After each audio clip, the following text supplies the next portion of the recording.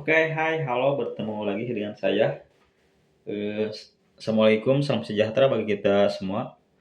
Teman-teman, seperti biasa saya akan ngobrol lagi ya seputar dunia perkorupsian gitu. Dan disclaimer gitu ya, apa yang saya obrolin itu baru tingkat dasarnya karena untuk materi anti korupsi untuk umum itu ada beberapa tingkatannya ya. Kalau saya itu baru di dasarnya aja ya, biar kita belajarnya lebih terstruktur gitu ya, jangan langsung tapi dari dasarnya seperti itu ya. Nah, pada kali ini saya akan ngebahas tentu ya faktor yang masuk atau yang menjadi bagian terhadap eh,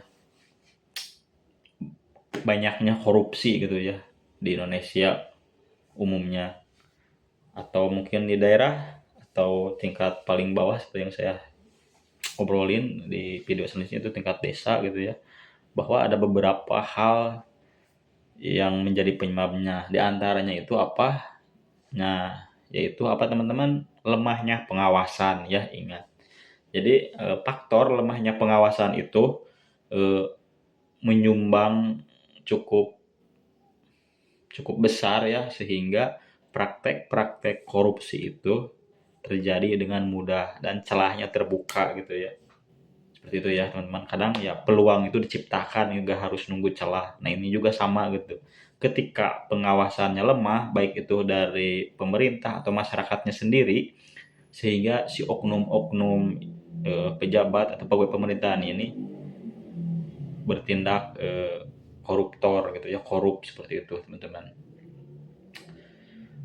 Eh, Kalau di pemerintahan itu ada beberapa pengawas gitu ya, pengawas internal seperti BPK gitu ya, Badan Pengawas Keuangan, atau kalau di Inspektorat Jenderal gitu ya, itu contoh pengawas internal ya teman-teman, untuk mengawasi para pejabat atau pemangku kewenangan negara seperti itu. Nah, jadi kayak gitu ya. Jadi eh, kadang sudah ada BPK gitu ya, sudah ada lembaga-lembaga yang mengawasi, tetap aja bahwa peluang korupsi itu ada ya teman-teman, karena yang kayak gitu. Jadi mereka selalu mencari cerah gitu ya untuk untuk mencari peluang untuk melakukan praktek korupsi seperti itu.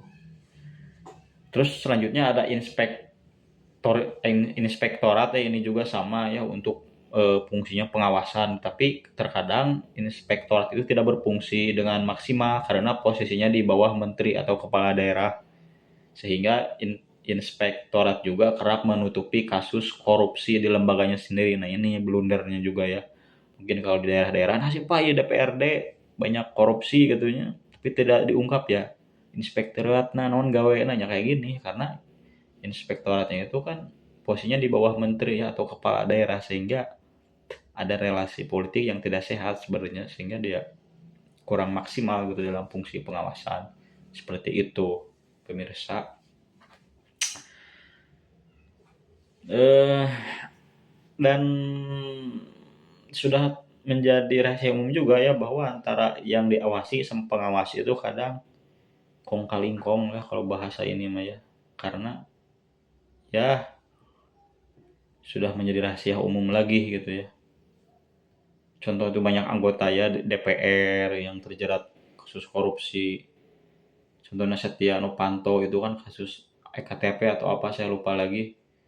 Nah itu juga kan eh, mencitrakan ya teman-teman, atau menampilkan bagaimana seorang figur wakil rakyat yang harusnya benar-benar mewakili aspirasi gitu ya, sehingga si kebijakan itu berdampak positif bagi masyarakat, justru malah ya korup seperti itu ya. Sehingga teman-teman, selain tadi pengawasan yang lemah gitu ya dari internal dan eksternal, juga penegakan hukumnya juga lemah seperti itu ya.